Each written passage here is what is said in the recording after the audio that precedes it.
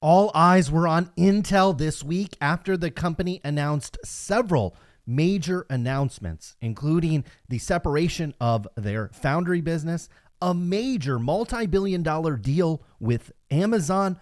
Also, we have rumors that Intel could potentially be bought by another company. We've got so much news as it relates to Intel. We're going to devote today's show to that. For those of you that have been here before, welcome back. Those of you who are new to the channel, welcome to the Semiconductor Show. We cover the semiconductor industry every weekend. On today's show, we are going through Intel. First of all, the backstory. For those of you that may not understand the backstory, what is going on with Intel, particularly financially, and the reasons why they're having to make a lot of major decisions. And a lot of those were made this week, or the building blocks, if you will, to a lot of those decisions came through this week. We'll look at the Intel's financials and just see why this company has to make a lot of changes. They have announced job cuts, which should come in the month of February, but will impact this company's financials going forward. We'll talk about that as well. We got a ton of new announcements. The company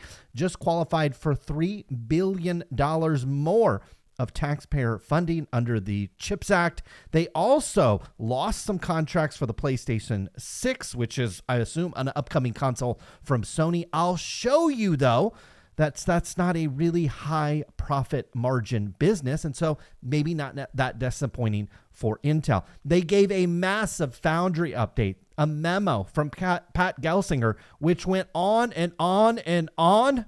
And I will be here to summarize the key aspects of it and tell you about all the important things inside of that memo. And then late in the week, we got a rumor that Qualcomm could be interested and has approached Intel for a potential buyout offer, maybe not necessarily for the whole company, but for pieces of the company that obviously would have to go through regulatory clearance. But also we'll talk about Altera, which is a wholly owned subsidiary of Intel. And that could be potentially what Intel ends up selling to Qualcomm. And then we'll look at this technically as well. Every week we look at the technical charts from all the major semiconductor companies and the ETFs. And it was a great week. On a week where you had the rate cut confirmed by the Federal Reserve, you had pretty much all of these semiconductor stocks in rally mode. What is going on, everybody? Hopefully you guys are doing well out there. It was a big week for Intel, maybe one of the biggest weeks for any company, particularly for Intel, and shares popped up over 8% just over the past week. But still, over the past month, you were up just 3.5%. Over the past 6 months, it's still been a disaster for Intel shareholders, down 48%. So this company had to make some moves, had to make some decisions. And the reason why is their financials are an absolute utter disaster. And this comes at a time when the semiconductor business is absolutely on fire. Just remember that the semiconductor business is extremely cyclical, which means at some points it's red hot and other times it's ice cold. We'll be doing this show in the future when semiconductors are on the ground and nobody wants them and pricing and margins have completely compressed. That is not the case right now. Margins have expanded. Semiconductors are flying off the shelves, not necessarily all of them or all versions of semiconductors, but broadly, most of these companies are doing relatively well. Intel, sadly, is not one of those companies. That is because over the past 6 months, they generated a very solid $25.6 billion worth of revenue. Their gross margins have really slipped, though. This is not NVIDIA. This is not one of these mega high margin chip designers. Their gross margins are pretty slim. They earned just $9.7 billion off that $25 billion in revenue. Unfortunately, they have $8.6 billion in research and development fees, another $2.9 billion in marketing fees, and they also have these restructuring charges, and these restructuring charges are going to start to reoccur. In fact, they'll get much bigger. When you lay off 15,000 people, and according to the memo from Pat Gelsinger earlier this week, those layoffs should start in the month of October. So this is something that is going to impact the company financially for the next several quarters, although some of that, some might even argue most of that, is already being priced into the stock as it's already down 48% just over the past 6 months, and year to date down 56%. So some of the bad news is getting priced in, but these restructuring charges, you have to recognize this on here as they pay severance and healthcare and different types of packages to these employees that they let go. You have to recognize it here. Now, even if you take that away from Intel, the $1.3 billion in restructuring charges over the past 6 months. And again, these are going to recur probably for the next 12 months or so. For the next 3 or 4 quarters, this company will continue to recognize rather large restructuring charges. But even if you strip that out, the company lost $3 billion. Give them credit for that 1.2, and you're still losing nearly $2 billion every 6 months operating the business. So they needed to make some changes. And this week, we got more than just job cuts over at Intel. These job cuts down the line, 12 months, 24 months from now, should help the cost structure, particularly on the sales and marketing side. This is rather hefty spend on the sales and marketing side. You compare this to NVIDIA, for example. This is a lot for not a lot of revenue. They also have to increase their gross margins. They don't make enough on the chips that they sell. In fact, they're losing money on some of the chips that they sell. So they have to increase those margins at some point as well. My guess is Intel will probably figure that out at some point, but they got some good news this week. They might qualify for $3.5 billion in military chip grants. It looks like that funding came in at about $3 billion. This is direct funding under the CHIPS and Science Act for the Secure Enclave program. This is a program that focuses on projects for the United States Department of Defense. And this $3 billion goes along with $8.5 billion that Intel received under the CHIPS Act to build fabricating facilities in the state of Ohio and other places as well, New Mexico, Oregon, Arizona. There are going to be some people that disagree with the American taxpayer funding Intel, but look, this is an investor channel. The money's been approved. This bill has been passed. This money has been allocated. Vote for different people if you don't like this type of thing happening. But at the end of the day, Intel is definitely going to benefit from this taxpayer funding and these grants. Now, Intel is said to lost the PlayStation 6 chip contract to AMD and TSM, which I believe hold the PlayStation 5. Currently, the Sony PlayStation is in its 5th iteration. My guess is a PlayStation 6, which has not been announced or there's no street date. You're probably a couple of years away. But my understanding is in the PlayStation 5, AMD and likely their partner TSM are making the chips that go in there. I believe it's also the case with the Xbox. Now, the thing to understand about the gaming business, particularly as it relates to Sony, is according to reports, is Intel lost this contract to AMD, probably on the PlayStation 5 and certainly the PlayStation 6, due to pricing. Intel wanted a larger piece of the pie. AMD is not in the financial distress that Intel is, so they can accept relatively razor thin margins. If you look at over the past 6 months, AMD cranked out about $1.6 billion of gaming revenue. My guess is some of this has to do with some of the gaming products that AMD produces for personal computers, but this also includes a lot of PlayStation revenue as well. Profits are just $228 million. A year before, when PlayStation 5s were in still high demand, they're still a high demand device, but more people were buying them in 2023. You had about $3.3 billion in revenue, just $539 million. So high revenue generating type of product. When the PlayStation gets released, they certainly sell a lot of them. AMD gets to recognize a fair amount of revenue there, but they're not making a lot of profit there. So this is not a contract. This is not something that would necessarily turn around Intel. It would give them some revenue. But my take on Intel is this company doesn't really need more revenue. They need to control their cost, which they are starting to do by shedding some of the staff. They clearly are overstaffed, but they also need to increase these margins and partnering with companies like Sony, which expect relatively low margins on the products that they end up buying. Well, you might as well let that business go over to AMD. Now, the important aspect for Intel this week is they unveiled a Foundry update, which I think is a step in the right direction, but I will tell you, I think we are going to get more updates from this Foundry. I actually think Intel needs to go an even step further on their Foundry business.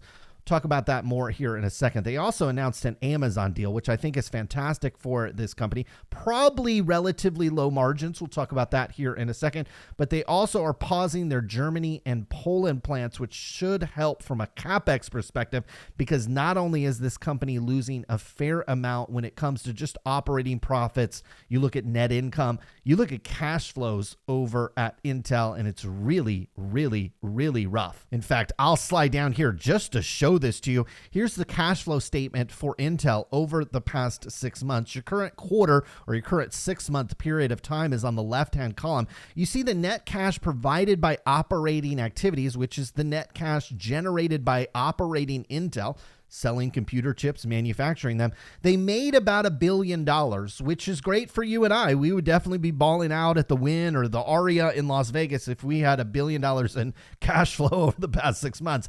Unfortunately for Intel, look at the additions to property, plant, and equipment.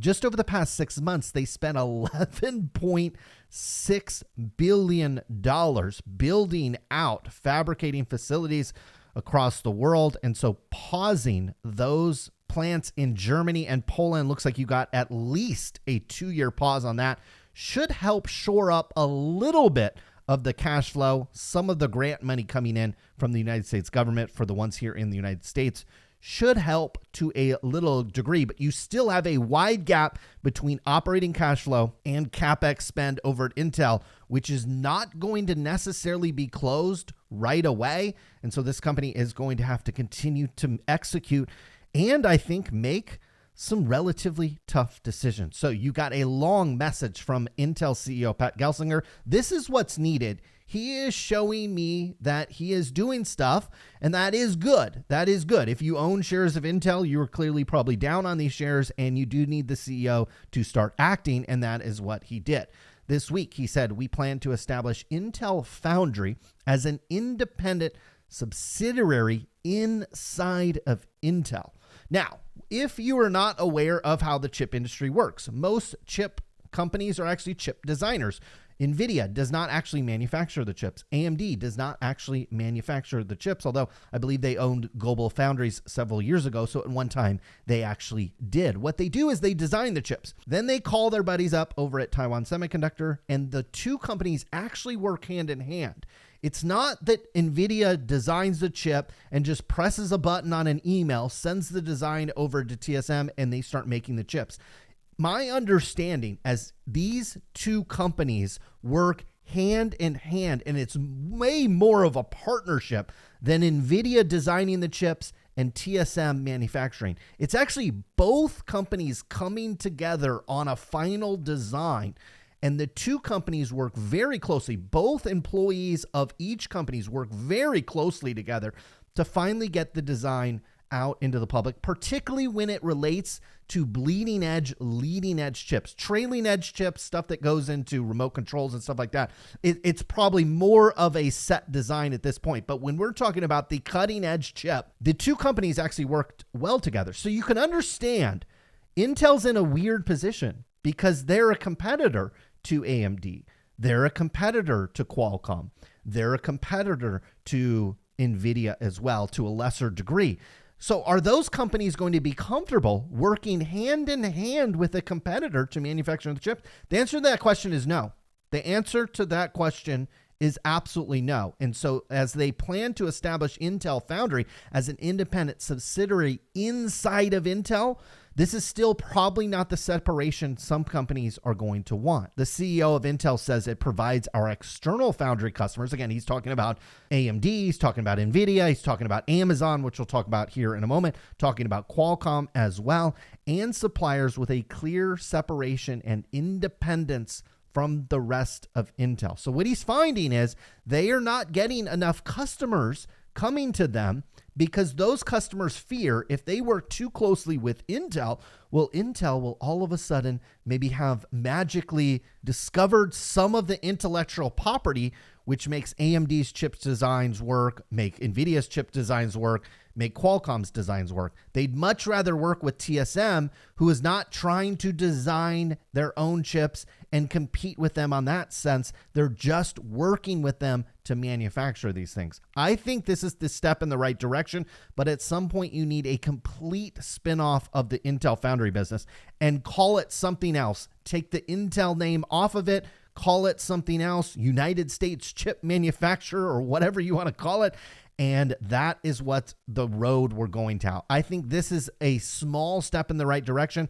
I think if you ask Pat Gelsinger on his best day and when he's being 100% honest, if you put him under oath, he would raise his right hand and say, yeah, we're going to have to separate these two businesses. The chip design and the chip fabricating businesses, these are actually two different businesses. And in order to get the quantity of orders that they're going to need AMD, they're going to need Qualcomm, they're going to need Texas Instruments and many other customers to knock on their door. And they're simply not going to do that as the two companies are together. Now, there are some companies out there that will partner with Intel, and these are the large cloud service providers like Amazon. Amazon is not getting enough GPUs from NVIDIA for a number of different reasons, although they are getting some allocation, and my understanding is they're getting a larger amount of allocation, but NVIDIA is still picking and choosing who is getting allocation. And so AWS and Amazon have decided to go in their own direction, and most companies are already moving down this path. But Amazon realizes paying 70% gross margins to NVIDIA for AI GPUs, that's probably not sustainable for them. And so they've been co-investing and co-designing their own custom chips for several years now. Google has done this for a while. Microsoft has moved down this path. Inside of AMD's business, you actually have this embedded business, which is Xilinx, more or less. They make custom chips. And so a lot of companies have gone down this path. And my guess is you start looking 4, 5, 6 years forward, there's just going to be so many companies that are down this path. Now, Intel Foundry will produce an AI fabric chip for AWS on Intel 18A, which I believe is their leading edge or their bleeding edge node that they are manufacturing these chips on. Now, we will also produce a custom Xeon 6 chip on Intel 3 that builds on our existing partnership under which Intel produces Xeon scalable processors for AWS. These are the CPU chips that go into the, quote, traditional cloud type of operations that AWS already more or less dominates. So this is great. This is a multi-billion-dollar deal. This will bring some revenue in the door. My guess, though, Amazon got incredibly favorable terms. I think Amazon did a very, very smart thing here. They are very smart. They look at these financials. It's not just you and I looking at these financials. It's these other companies as well realizing Intel is on the ropes. And so a smart thing to do if you're Amazon is say, hey, we don't have as much concerns as an NVIDIA or an AMD or Qualcomm have working with Intel. We'll gladly work with Intel because the pricing is probably going to be significantly better than if they were going to go out and buy the GPUs from NVIDIA, and certainly probably a slightly better pricing than working with Taiwan Semiconductor. And they also get probably preferential treatments from Intel, since this is probably one of the bigger deals that Intel's Foundry business has signed. This is obviously a customer that they are going to treat very, very well, whereas Taiwan Semiconductor has Apple, NVIDIA, and maybe other partners that they might treat a little bit better than the AWS phone call. Very good deal, I think, for both companies. If Intel can deliver, now that is the question. Can they actually help design and build and manufacture this chip on scale? They have not proven that they can do that. If they fail here, it would be a big stain on Intel's business, but it would also impact AWS as well, as many in the industry believes they're falling behind when it comes to the AI data center behind both Microsoft and Google. Now, the company is also making tough decisions because, as we talked about on the cash flows, I mean, this is really where the rubber meets the road. The business is making very, very little money from a cash flow perspective, and it's burning through a ton of cash from a cash flow perspective. In fact, over the past 6 months, the company has relied on issuing debt and the partner contributions from the United States government really to just close the hole of the cash leaving Intel. So the company did the smart thing and said they're going to pause their projects in Poland and Germany by approximately 2 years based on anticipated market demands. Now, there are no changes to their other manufacturing locations. We will remain committed to our U.S. manufacturing investments and are moving forward with our projects in Arizona, Oregon, New Mexico, and Ohio, largely because of the American taxpayer. Now, we got bigger news. If that wasn't big enough, we got even bigger news from Intel as they gained on Friday after a report that Qualcomm has approached them about a takeover bid. Now, the takeover bid could potentially be for all of Intel because now you have a market cap under $100 billion on a company that on a 6 months basis is still generating positive operating cash flow and still generating significant portions of revenue, over $25 billion worth of revenue.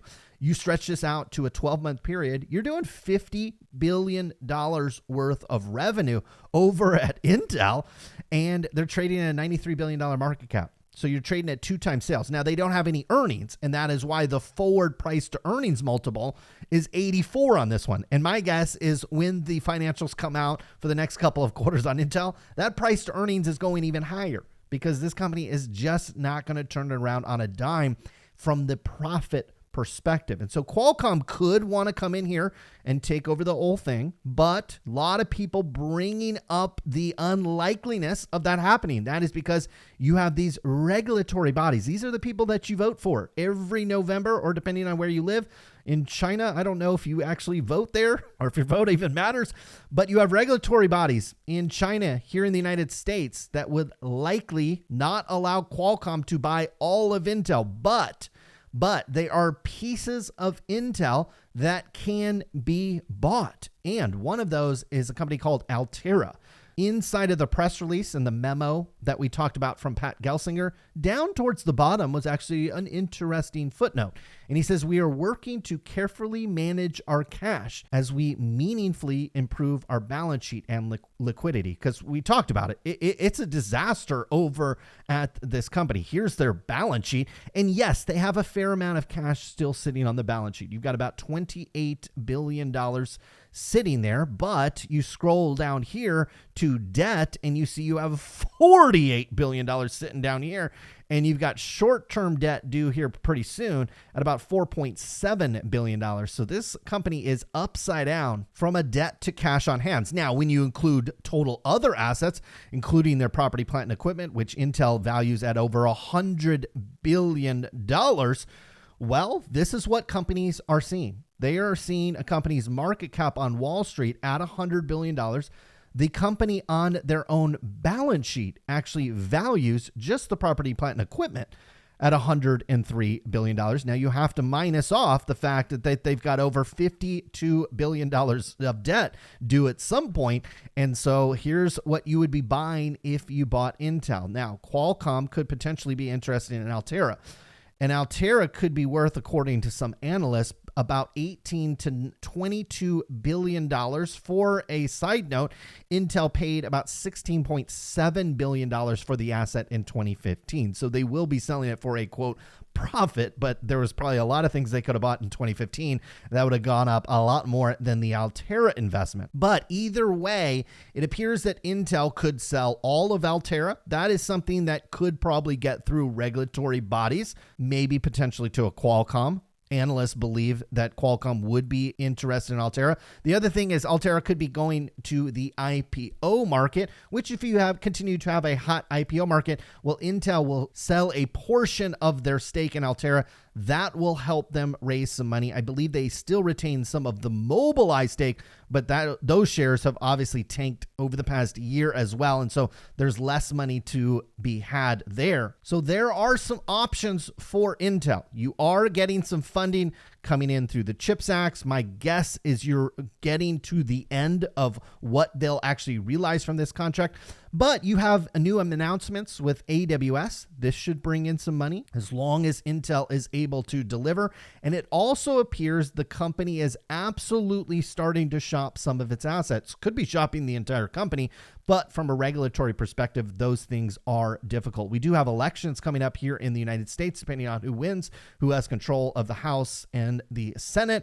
Could impact the speed of these deals, but most people saying that the country of China would actually be the bigger deterrent from a regulatory perspective for these companies combining. So my guess is Intel will do kind of the piecemeal, taking assets that they owned, raising a couple of $1 billion.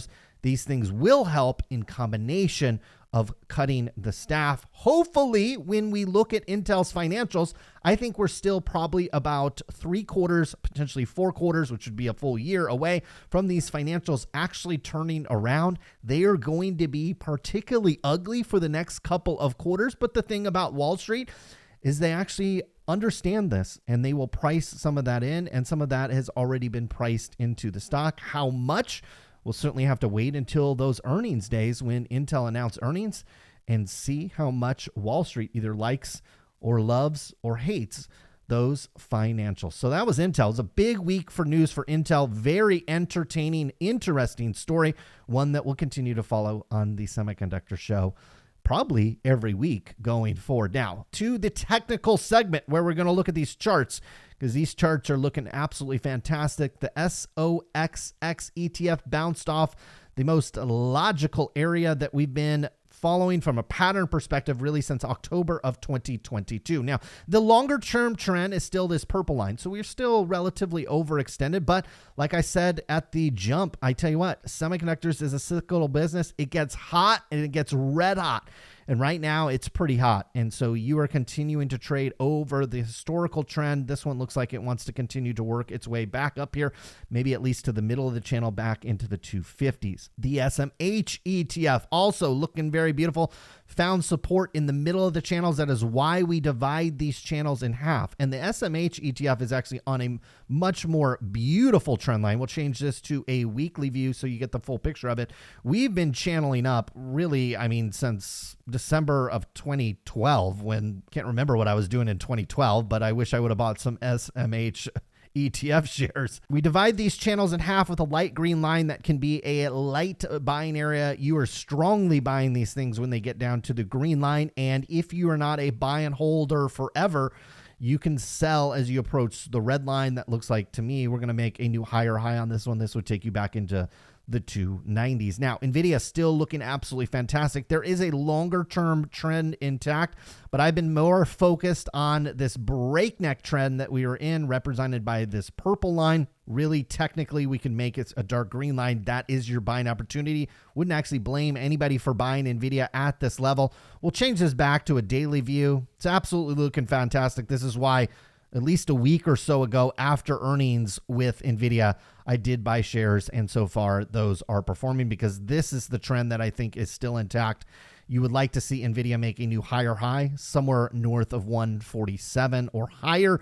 Would confirm that trend is still intact. AMD is still looking really, really good. We've got a little purple line as well, showing you kind of the current trend. There's also a longer term uptrend in this one as well, but we're more focused on kind of these breakneck trends as the semiconductor industry is more or less broken out. We are hitting a resistance level with AMD though. There's a resistance level here at 160. If you are able to get above that with AMD, you are likely to retest. I think probably the highs up here are closer to $200. So you can have a breakout with AMD. We'll be on breakout alert. If you get rejected here, it's not the end of the world, but we will come back and retest this trend line again. And the more you retest a trend, at some point, those buyers do tend to get exhausted, and there's areas lower with AMD that we're watching. Broadcom is in a very similar situation as NVIDIA in that we have a much longer term trend that we're kind of butting up against, but there's kind of an intermediate trend represented by this purple line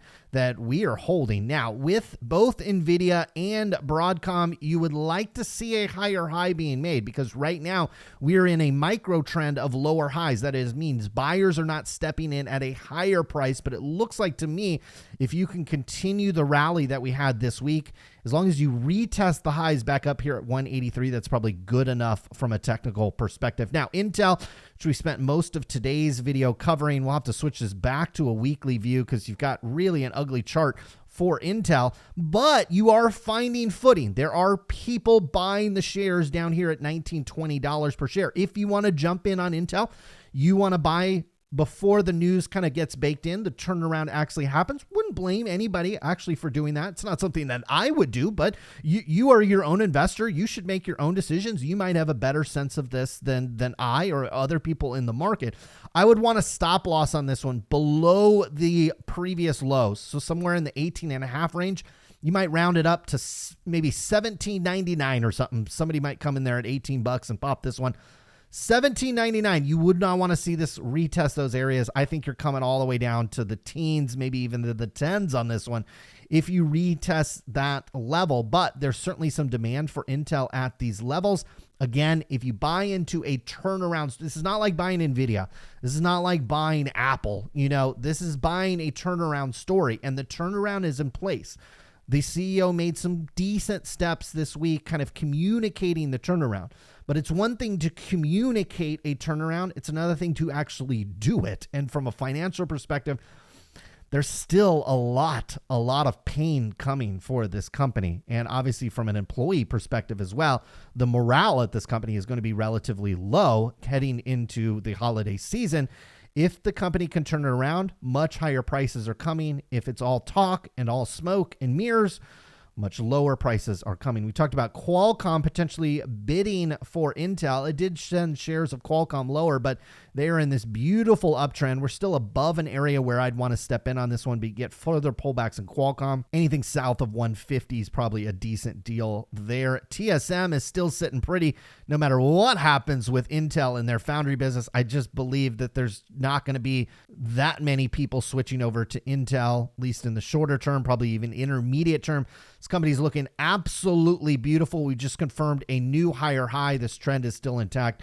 That means any dip in TSM can continue to be bought. ASML is in the middle of the channel. This one can be bought, but it is a sprinkling here when you're in this middle of the channels with a company that's shares are $795 for most account sizes, probably fractional shares can be bought there. NXP looks fine. This continues to channel higher. It's close to the bottom of the channel. It's not there exactly, so I wouldn't go, quote, all in on this one, but this one's looking good. You probably can step in there and buy this one. With ARM Holdings, we have to switch it back to a daily view because it is still a young company, and I think we are destined to come back up here and probably retest areas up here a little bit higher, 165, 170. This company didn't really talk about it today, but they definitely benefit from Intel falling on its sword a bit. Also, them and AMD kind of playing that low margin game, although ARM makes a product a lot of people would argue that is quite different than the x86 processors that Intel and AMD rely on, but ARM holding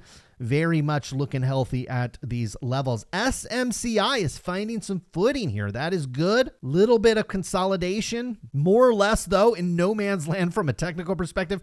You've got resistance above at much higher prices. You have support a little bit lower in the 300s. This one's trying to find footing here, but it is a good news, at least temporarily, that the sellers kind of dried up, at least, again, temporary. DELL is looking pretty good, trading at kind of the top of the range. It's in a breakneck pace. Technically, it's not really telling you a whole lot, so you pretty much, if you're buying DELL, would be more or less from a fundamental perspective. Micron looks really, really good. We are in the middle of a channel, but as I stretch this out, you're going to notice, I mean, this channel goes all the way back. This channel that I'm looking at here goes back to the bottoms or near bottoms of the great financial crisis. This is a 15-year channel that you were in. You were at the middle of the channel. Again, that is where you can sprinkle on some shares of an existing investment, a start of investment.